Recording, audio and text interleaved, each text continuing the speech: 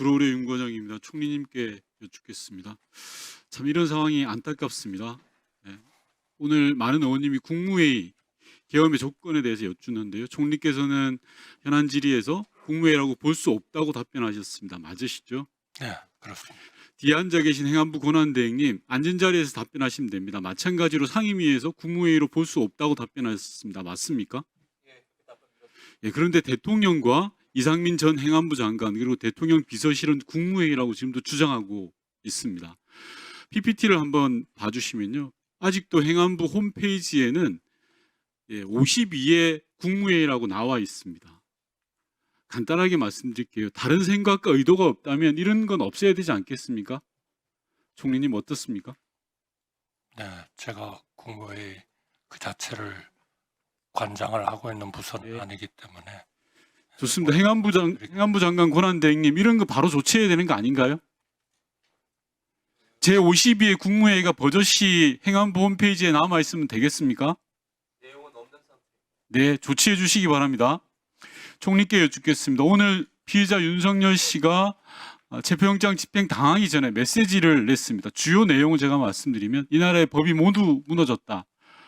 불법이 자행되고 있고 무효인 영장에 의해서 강압적으로 진행되고 있다. 한마디로 말해서 체포영장이 불법이고 무효라는 겁니다. 총리님 생각 어떻습니까? 저는 모든 국민은 헌법과 법률에 따라야 된다고 생각하고요.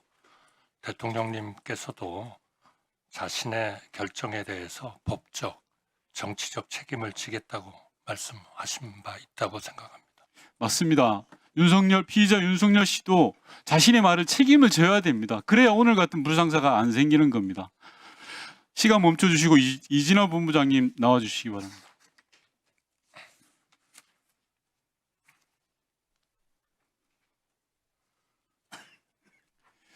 본부장님, 대다수 경호관들이 대통령 한 사람 잘못 만나서 정말 고생 많았습니다. 저는 다수 경호관들의 충정을 믿습니다. 그리고 오늘 불상사 없이 일이 진행되었던 것은 경호관들의 합리적 선택이었다고 생각합니다. 경호처 내 대다수 경호관들은 체포영장 집행 과정에서 물리력을 동원해서 막아서는 안 된다라는 입장을 가지고 있었던 걸로 저는 알고 있습니다. 본부장님 맞습니까? 네, 제가 그쪽 임무에 전혀 관여를 안 하고 있어서. 좋습니다.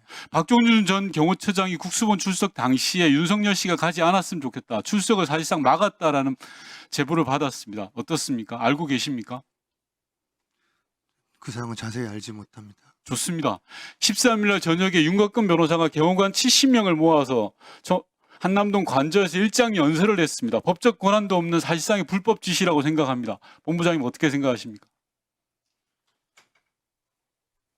제가 기관 대표가 아니라서 제가 말씀드리기 본부장님 당당하게 이야기하셔야 됩니다. 대표 자격이 좋습니다. 그러면 본부장이 알만한 걸 제가 하나 물어보겠습니다. 본부장님 경호처에서 계속 근무하셨죠? 그죠? 네, 28년 좋습니다. 그동안에 수많은 경호처의 일부 지도부의 과도한 일탈 행위에 대해서 제보가 많이 왔습니다. 이게 진짜냐 하는 의구심이 들 정도의 사안도 많았습니다. 그중에 하나만 제가 확인을 하겠습니다. 2023년 12월 18일 경호처 창립 기념일 맞죠? 12월 17일. 네.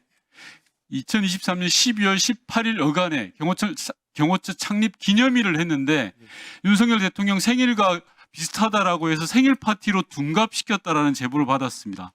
경호 관련 유관기관을 모두 동원해서 소위 윤석열 삼행시 선발대회, 생일 축하 노가바, 경호처 합창 등이 있었고 해당 동영상도 있다고 본회의 의원 확인했습니다. 맞습니까? 아닙니까?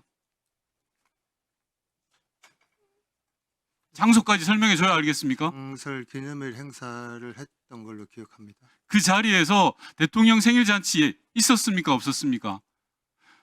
윤석열 삼행시 선발대회, 생일 축하 노가바. 대부적인 사항은 제가 기억이 하기가 쉽습니다. 아니 본부장님 29년 동안 몸담았던 경호처에 대해서 자신 있게 이야기하셔야 됩니다. 해당 영상도 지금 경호처가 소유하고 있다고 확인했습니다. 제보를 받았습니다. 어떻게 이런 일이 있습니까? 일부 경호처의 과잉 충성자, 권력에 줄을 대려고 하는 자들에 의해서 경호처가 이렇게 망가져서 되겠습니까?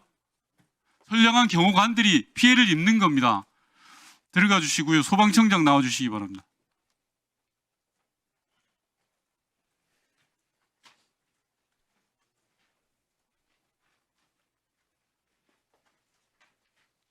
네, 소방청장입니다. 이 계엄 당일 이상민 전 행안부 장관으로부터 경찰이 주요 언론사를 단전 단수할 테니 소방청이 협조하라는 지시를 받은 적 있죠?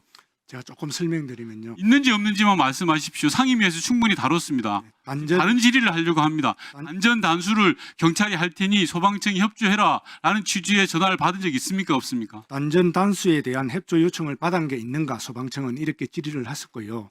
제가 그런 적 없다라고 답변을 드렸습니다. 그렇게 하니까 그 장관님께서 언론기관 5곳입니다. 네, JTBC 들어가죠. JTBC 들어갑니다. 자, 다시 이야기하겠습니다. 한겨레, 경향, MBC, 뉴스공장, JTBC에 대한 단전 단수 조치를 경찰이 취할 테니 소방청은 협조하라라는 전화를 받았습니까? 안 받았습니까? 거기에 대해서는 경찰에서 협조 요청을 하면 그러니까요. 소방청에서- 같은 말을 왜 이렇게 자꾸 돌립니까? 소방청장님. 아니 그러니까 제가 제 인식을 정확하게 말씀드리겠습니다. 됐습니다. 들어가셔도 됩니다. 소방청에서 소방청장님 들어가셔도 되고요.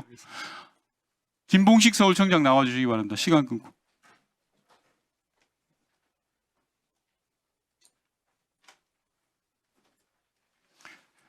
김봉식 청장은 계엄 당일 안가로 불려가서 대통령으로부터 계엄과 관련된 내용을 듣고 지시사항을 받았습니다.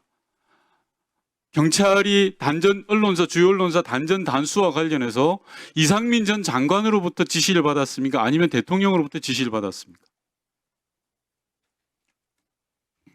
예, 의원님 현재 재판이 진행 중이기 때문에 청장님, 상세한 말씀 못 드림을 서울경찰을 대표하는 청장입니다. 왜 그렇게 비겁하세요? 대통령 아니면 이상민 장관으로부터 분명히 지시를 받았잖아요. 받았습니까? 안 받았습니까? 그것만 이야기하세요, 그럼. 단전 단수는 처음 듣는 이야기입니다. 좋습니다. 그럼 그렇게 이야기하시면 네. 됩니다. 왜 재판 핑계를 댑니까? 안가에서 대통령으로부터 지시받은 내용을 이야기해 주시기 바랍니다. 앞서 말씀드린 바와 같이 수사 과정에서 상세히 말씀드렸습니다. 네. 청장으로 대통령으로부터 대지도하는 불법 부당한 지시를 받았으면 저항해야 되는 게 상식이고 직업 공무원으로서의 자세 아닙니까? 그 부분에 대해서 죄송하게 생각합니다. 네, 수고하셨습니다.